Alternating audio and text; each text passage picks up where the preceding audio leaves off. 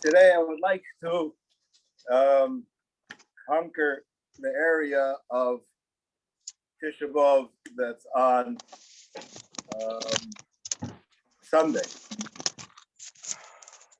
So first, I'm just going to mention that there are some halachas that are, I saw you on Shabbos, that are suspended a little bit, or a little bit more mako this week, because it's a shaila. This week is called Shvush Kal Tisha B'Av or not, but that's the gift for. What do you call it? For tzirufim of certain things. In general, we keep things as they are. Today, somebody came over to me and he said that fascinating question. I'll just tell you the question he asked me. Came over to me yesterday, and he says to me, "The zipper of my pants are broken. Can I fix it on the 9 days?" So I said, "No, fine." So, that was the question after. I said, "Are you sure?" So I said, "I'm sure." And that was the end of it. He came back to me today and he said, "I would like to re-ask my question. The pants that I'm wearing now are my Shabbos pants, and I only have one pair of weekday pants, and on those, the zipper's broken." So that's not the same question as you asked yesterday. Is that the same question? Nobody was thinking, as I said, "No, I'm not so sure." No, I changed my mind. I'm not so sure. And there's a subject which is needs to be explored, of what's called Eino Ela Beged Echad. Now, I'm just telling you for the questions I was asked today. Someone came over to me during Seder and he said, "I'm making a bris tomorrow." So he wanted to know if he's allowed to take a haircut. I said, some flavor says the minhag is that you're allowed to. Maybe it says you're not allowed to. And I think you're allowed to take a haircut. But front this year, because it's not a regular I think you're allowed to. And then he says to me, "Am I allowed to wear my frock?" So I said to him, "You're allowed to wear big day Shabbos. I don't take your question." So he looks at me in surprise and he says, "A frock is not big day Shabbos. That's big day Yom Tov. And all the poskim are just matter big day Shabbos. No one says you're allowed to wear big day Yom Tov." So I want to know if you're allowed to wear a frock or not. So I told him, "I think you're allowed to." And then I walked out, whatever. When I walked out, I saw in the base fetish that I learned it, somebody put out a choveret on Hilchos for 9 days. Actually, a friend of mine, we were neighbors for many years. There's a guy, he's a Balalocha. I said, he's chashuv to speak about this question. I open it up. If you have a bris, are you allowed to wear a frock? Okay, Mom was like, it's opened it up, and there it was. Okay, so like it was a question which I would have never thought of in my life. It was already been printed and written out by a friend of mine, and he makes it into a whole discussion. Bottom line, he says, I think that comes out from what he said. I don't see what his bottom line was. I think that it's permissible as I started originally. But you have, that's this week has those kind of halachas. That's number one. We have a question about cutting nails. There's a machlokes haposkim. This week in particular, Vada, according to everybody, one is allowed to cut nails. And befrat, if you do it Erev Shabbos, that takes care of the problem. That's number one. Rechitza on Erev Shabbos. This year, though, is just like every year, what everyone does every year. And I'll just mention, so that after many years of trying to get this down to a science of what to say in a shir on this question. In other words, when you're speaking to a crowd, what do you say that you're allowed to do? So this is my official statement, if you want to call it that. The chatchila person should wait twice as long as they normally do and use whatever is necessary. In other words, some people take a shower twice a day. Some people take a shower every day. Some people take a shower every other day. There are all different kinds of people. So what am I going to say? You have to wait. How can I make it such a statement, right? If you wait twice as long as you normally do, and you do whatever is necessary, however much you need in order to clean yourself off, that, in my opinion, is you're being makayim halacha. And somebody who is more machmer than that, or I should say is more particular to follow what it says in Shulchan Aruch, I would say that he's doing the right thing, but it's not a halach. And I'm just going to mention this as a historically, 80 years ago, how often do you think the average person took a bath? What? Maybe once a week. In other words, you look in the Mishnah Berurah, it speaks about people who wash Yerapon V'Raglov for Shabbos. A bath, you had to go to the bathhouse. No, people didn't take a shower. They don't have a rubber ducky in their shower. It wasn't going on. It wasn't happening, right? So no, it's our tolerance level is totally different than it was at that time. What does that mean? I'm leaving that open right now. I'm not getting involved in that, but there's definitely room to be makel. Moshe Feinstein is makel, especially when it's hot days. In other words, those in English here, we have an Englishman over here. Okay? It's a breeze to have the 9 days if you're in England compared to Beit Shemesh, right? You know what I mean? This is like it's like having the 9 days in Kislev. You know, there's nothing going on. There's no heat. So how can you compare? How you compare what we have to go through? So that's what I have to say. And I will just mention in Shulchan Aruch, it says that the whole discussion about using soap.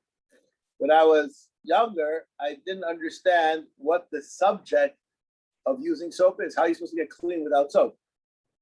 Okay, so I don't want to get so super involved in this, but I'll just say that there's a level of getting sticky and there's a level of unsticky and then there's a level of getting clean.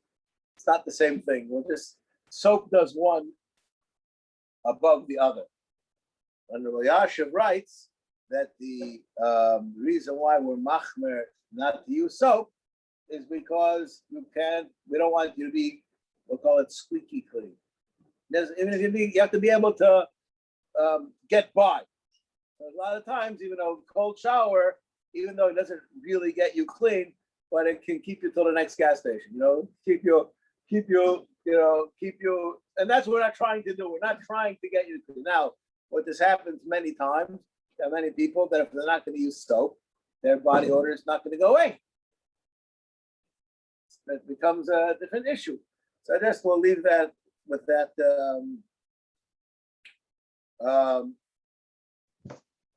There's a question about polishing shoes. In 9 days, this Moshe's Machmer, Mekel, and the others who are Machmer on it. If you need to, the idea is what to rely on. On the subject of shoes, I would just like to mention a cute halacha, which it says in the Luach. Normally, when a person removes his shoes, so there's an order. The Gemara Shabbos discusses this. When you put on your shoes, you put on the right and then the left. And you tie them, you tie the left before the right, because of tefillin. When you take them off, you take off the left before the right. Why? Because they had to be shod, wearing shoes, that's yoter mechubad. So therefore, you leave your right foot shod the longest.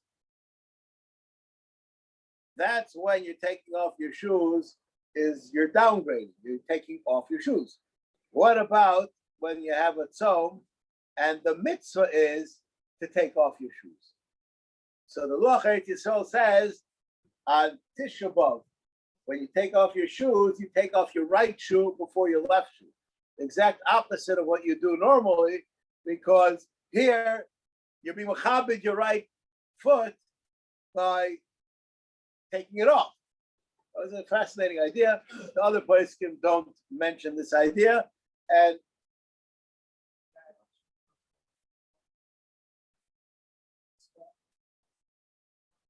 that is a footnote in the. No, I'm telling you where it is. One second. I didn't write. I'm just right now quoting. Right. I'm quoting. This is in the Luach. It says in the parentheses. It says that here it should be done like this because of the reason. If I'm not mistaken, he brings it could be from Shulei Diskin. But that's not brought in other places. But Yesh Makom Gadol to say that that's correct. In other words, this is the covenant. This is the covenant. Now, I'll just mention when I was thinking about this, I thought thinking about so many years, this idea. So part of the thing that I was thinking about is going into Chorban Kohen. What is it? So the answer is that this footnote is said also on Yom Kippur, which while they going into Kedusha is an upgrade, not a downgrade. Is that footnote also said about Kohanim when they go out to Duchen to take off the right first and we're about to go on Duchen? I don't know. I don't recall seeing it there. Okay. Just leave that. I'm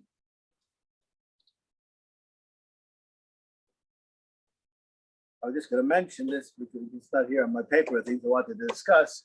When I came into Seder today in the afternoon, someone asked me about using new towels 9 days. And I said, as far as I know, they're forbidden to be used, just like you're not supposed to use new tablecloths or new clothing. Even hand towels, all the same. So the guy says to me, really?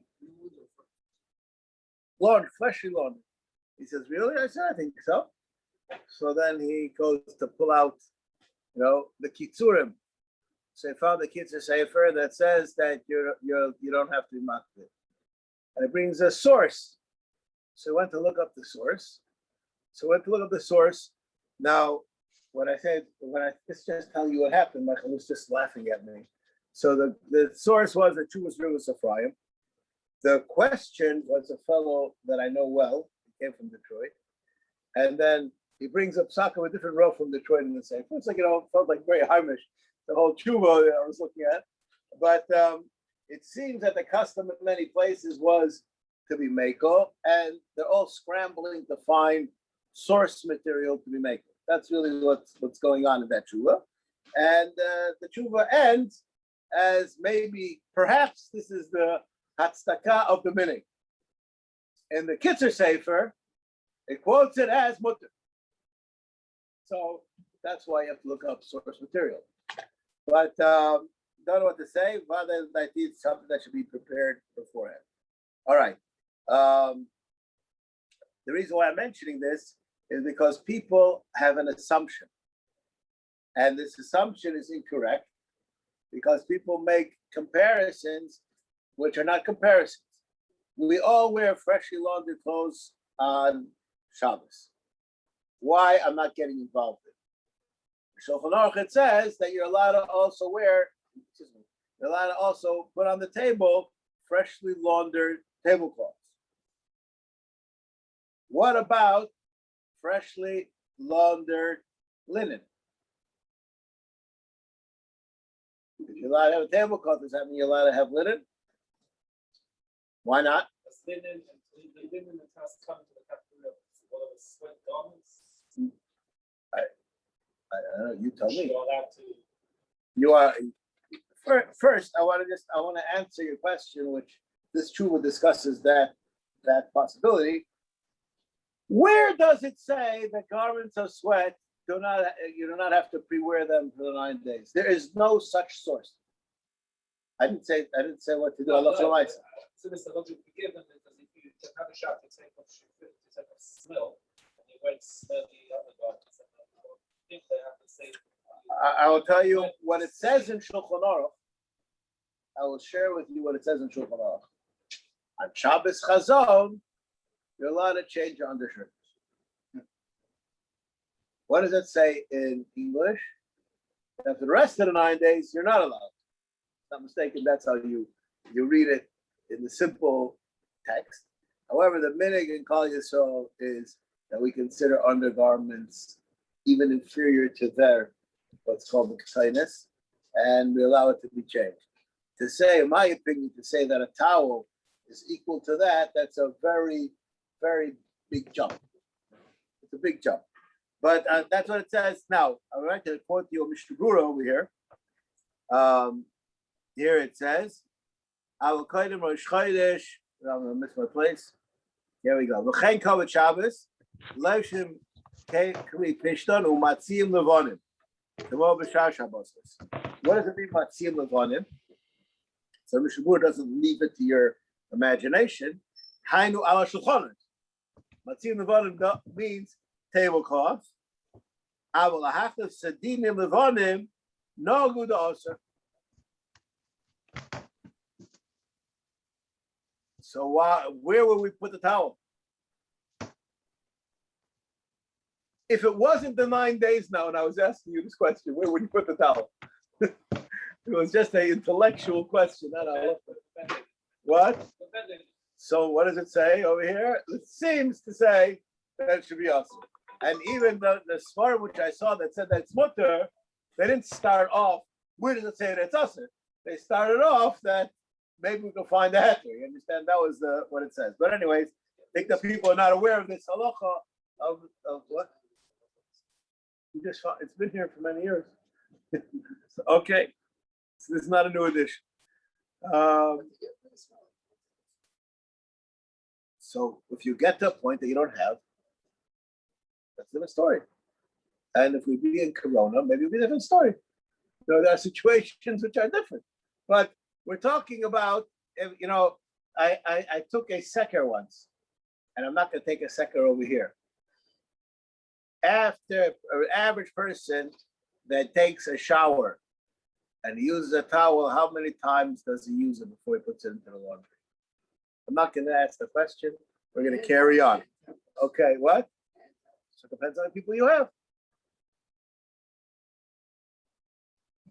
Oh, so here when you have it, when you have a industrial, you have a yeshiva that has thousands of people using their towels, that's a different story, right? So that you have that's a tzibur issue. All right, now.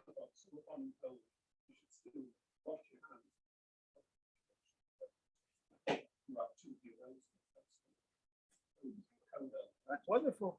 I want to tell you something. If you go to the store, you can buy a thing called paper towels. Okay? And in my house, throughout Corona, we had paper towels.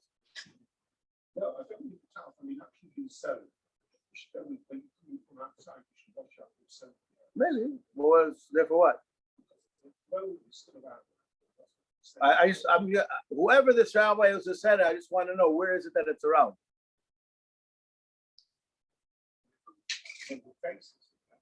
I what?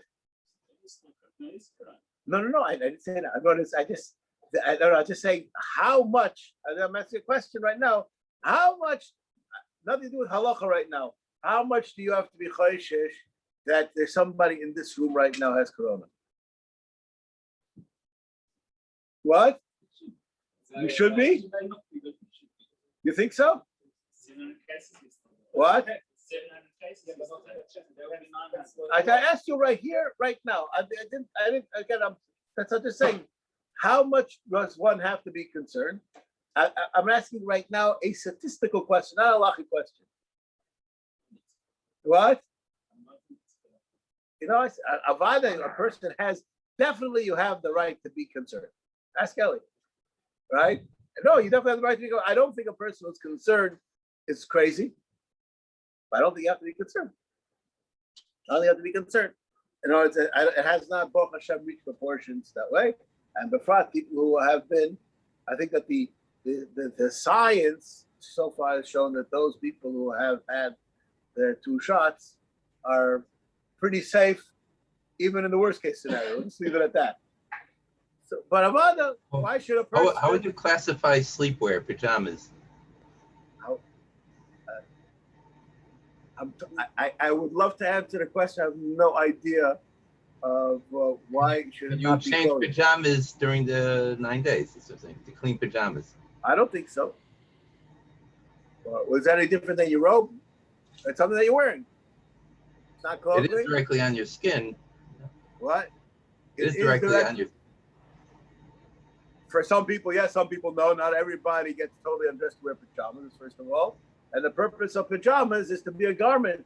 There's other reasons that they feel more comfortable without undergarments when they're wearing it. But you're not wearing it as a beged zayah. you wear pajamas. If I would come to your house, could be you would answer the door in your pajamas, right? And you wouldn't come here with your beged. You would not answer the door. You wear it I think that's what I think. This is the second time I was asked this question in these 9 days, by the way, not the first. All right. Now I would like to read a Shari Tshuva over here, which I believe is very important. That's it. Let's see right now. Okay. The Shari Tshuva says on Shabbos, this Shabbos, in the afternoon, one should not be metayel. You should not take metayel. Now, stroll. Take a stroll. It's not a time. So there's a discussion about learning Torah, which we'll touch on to that in this. In our shul, if you look on the newsletter, we have the Pirkei Avos Shir. We're not. I'm not sure if the word is a machmer or a mekel. I'm not sure what you call it, but I have the shir. What is that called? My machmer or mekel? Yes. Yes, that's a good answer. Okay. Yes. Can't argue with a yes. Okay, but if Kavnetsky would say that if you'll give me the schar, I'll take the oimage, as he said. So if you're talking about that, you're going to learn on Shabbos afternoon the Dvarim HaMutarim, then we have something else to discuss. If you're not, and even that, as many places can point out, you learn those things. It's not liba chofetz. It's not with the same exuberance. And the daiti vaday danhoga for the tzibur is that vaday shiurim kavum should be done. They should be done barabim in today's environment. A person who's above that, I take my hat off to him, so to speak. That's wonderful. But that's the proper mahalach that person should do. Because you're not supposed to learn on regular Erev Tisha B'Av, you're not allowed to learn. So it's not called avelus to not do something. Just like take a walk. If you see a person being misabel when he's not taking a walk, he's just not taking a walk. So I'm not learning right now. Are you always learning? You're not always learning, so you're not learning now. So I don't see that. Since that's not a time. Yeah. If you have said a kavua, then what? So for what?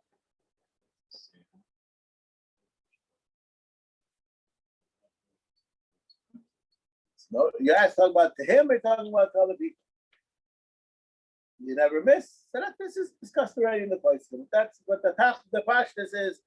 The minig hamayrim, and in Mishnah Berurah also, is that this halacha we look that you should learn more.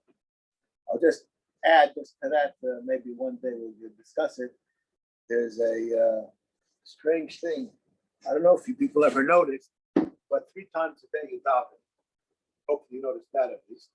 But when we end off Shmona Esrei, we say something which needs a hesper. I'm going to read it inside. Yiratzol v'necha Hashem Elokeinu Elokei Avosseinu, sheibana beis hamikdash b'meherav yameinu.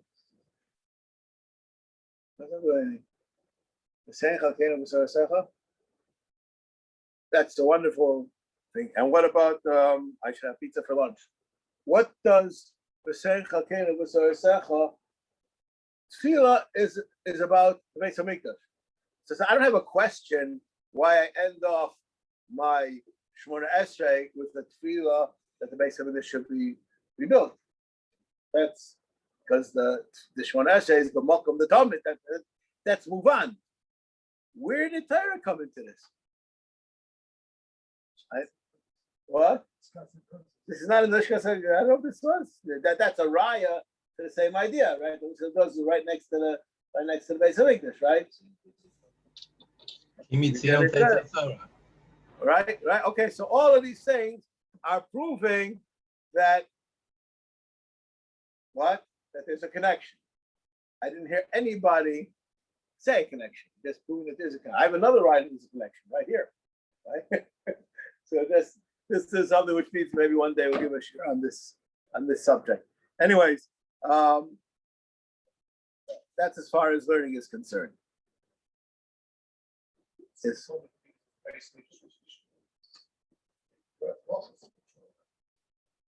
Yafet, that's true. Is that what this means? Sechel kenu v'zor sechel?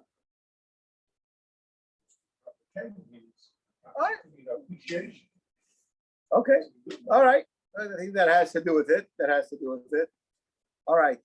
I would like to mention there's a discussion amongst the Paiskim about taking Kalei Tzom on Shabbos. There's two different issues on taking Kalei Tzom. First issue is Refuah on Shabbos, and the second issue is Hachon. Two different issues. So I would say that most of the Paiskim more noted to be Mekel than Machmer. And in my opinion, if you have extra money, put it into the pushka. But that's leaving that aside. The placebos work 50% of the time, right? We're aware of that. But I just said placebos work, right? Anyways, even irrelevant of whether it really works or it doesn't work, and I believe there is an aspect of it that works because it has salt in it. We can do that other ways too to hydrate ourselves. The question of refuah, I don't think that there's a problem to it because there's nothing wrong with the person. It's not mine. These are two written by Pesach Halil Falk in the Kol Torah, I think about 8 years ago on this. For blistering two with Mimeko on the subject, both on the Achana and on the refuah aspect. The Daiti, Vadai Yesh Alma Lismach Lahapil, and to take them. Now, I will say that our place can say, I'll take them. So if somebody wants, somebody asks me, I say, if you want, you can take it. If you want to be religious, so to speak, you could put it into a piece of food before Shabbos and eat that food on Shabbos. And then according to many other places, even if it would be medication, it would be permissible. And if it's in that food before Shabbos that you're eating anyways, there's not a problem. So you can take care of the problem, both problems, very simply if that's what you want to do. But I can't hear you. Is it better to dissolve it sort of say existence anymore? Take a look at the Ibis Moshe's too on that. I'm not so sure that it helps because you did the action. That depends on how you learn the halacha of Chilur and Beinayim in those halachas. Okay.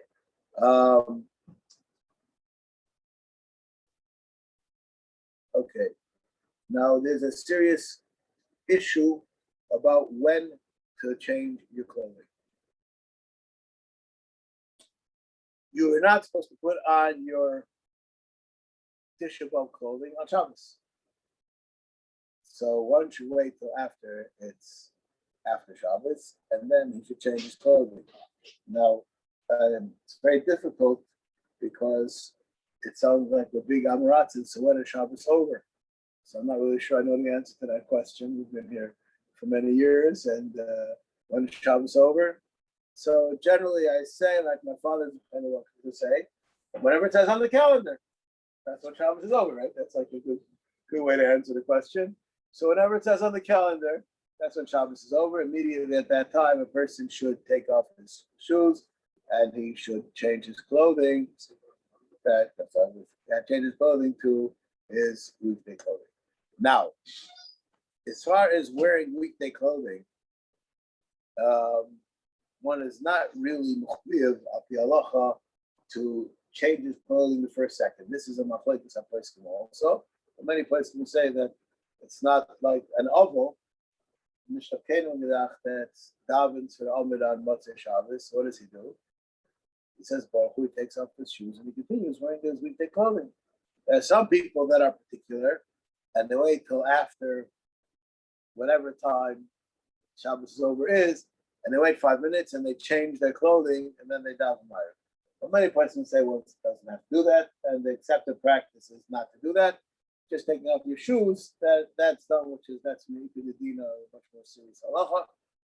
Slip off their shoes, And by the way, a person, I don't know exactly how to deal with this issue, but a person who has to unlace his shoes, if he could do so without having to have washing his hands, that would be better. So what I suggest, you can use a tissue. And take off. Not Kohanim know how to do this anyways, but regular people. What? Laceless shoes. Laceless shoes. Yeah, that's what you wear? Uh-huh. And when you were Chutz starts, you wear that too? No, shoelaces. No shoelaces. Okay. Okay. All right. That you also wear laceless shoes? Okay. Good for you. All right. Anyways, we have a special horns over here for you people.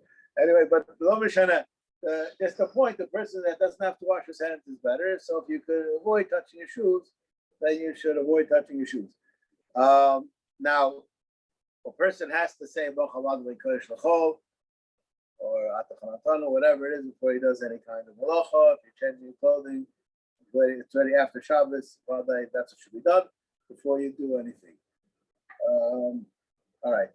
Another nakuda, which is issue this year in particular, which I would like to touch on. I don't know exactly what to say. I'll say both sides of the coin, and then we'll try to sum it up. You're not supposed to do on Tisha B'Av malacha. What does malacha mean? So the general halachic geder is called meleches shihui. Now, what does meleches shihui mean? Meleches shihui means anything which takes effort. That means you're allowed to turn on the light and off the light. That's not called meleches shihui. What is yes meleches shihui? And does it have to be a malacha for it to be meleches shihui? Let's say a person is going to carry around heavy boxes. So you have tircha, you have calories being burnt, but you don't have malacha of Hilchos Shabbos being done. So there's some kind of a synthesis between the two, which has to be worked out. And from the things that, according to some, are included in this, are all things that take a great amount of effort. What am I concerned with? Washing up from Shabbos. Yeah. This is an issue of when should it be done. So the daiti, if you ask me what's called meleches shiui, I have a one-word definition of it. J-O-B. Anything which is called a job. You don't have a job to turn on the light. What does a job mean? Anything which is an involvement. Is that what we call it? Is that what? I don't know what the definition is. But what's the definition of a job? It's something that with effort.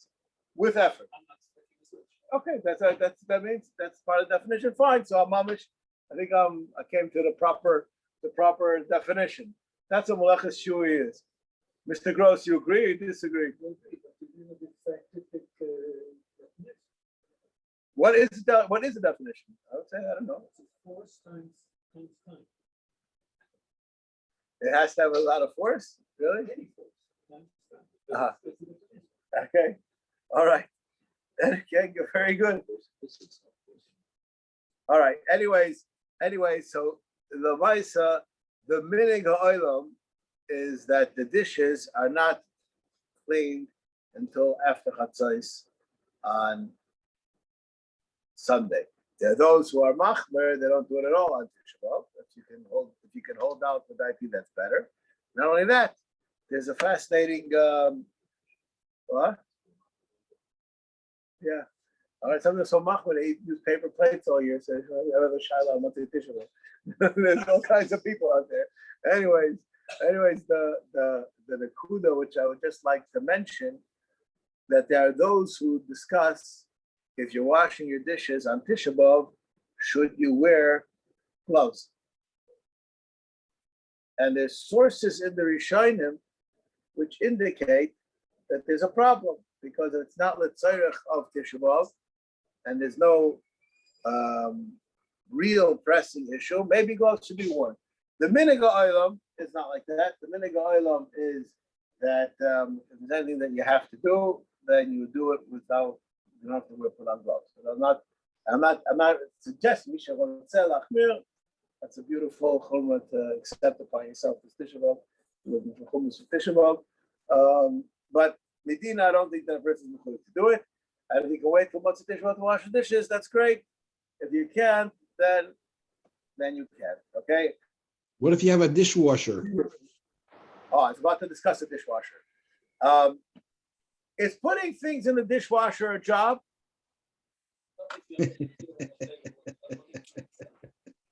Yes. If your children were here, they wouldn't agree with you. No. They say that that's not a job for them. That's too much for that. That's a job for you. Right? That's what they would say. Listen, I heard once from a very humble rabbi in Flatbush. I was in a house, and as I walked in, he was taking the garbage out to the garbage, and he looked at me and he said, "Remember, a good husband is a garbage husband." Okay, that was a piece of advice I got from that rabbi. Okay, anyways,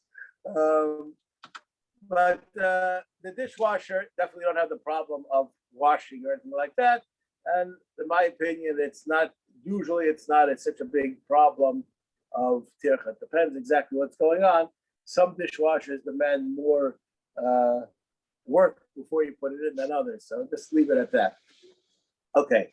Yeah, but when can you turn it on? What? When can you turn on the dishwasher so that it can actually wash the dishes? I think you can turn the dishwasher on Tisha B'Av. I don't think there's a problem with that. Okay.